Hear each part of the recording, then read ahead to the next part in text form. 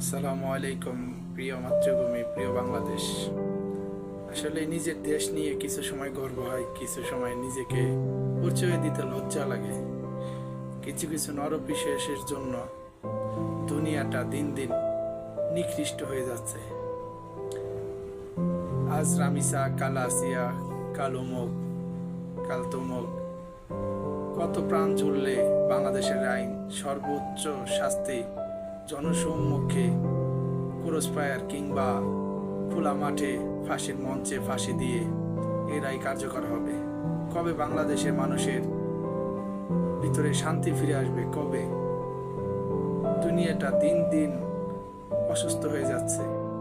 বাংলাদেশের রাষ্ট্র ব্যবস্থা অবশ্যই পরিবর্তন করা উচিত।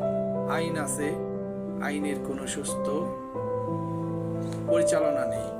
টাকার কাছে আইন এখন বিক্রি হয়ে যাচ্ছে। আমরা চাই আমাদের বাংলাদেশটা শান্তিতে থাকুক। প্রিয় মাতৃভূমিকে নিয়ে খুব কষ্ট হয় প্রবাসের মাটিতে। প্রত্যেক প্রবাসী প্রত্যেকটা দিন ফেসবুক ঘাটলে, ফেসবুক দেখলে খালি মৃত্যুর সংবাদ, ধর্ষণ, খুন, চাঁদাবাজি, মারামারি, কি এক অবস্থা দেশের।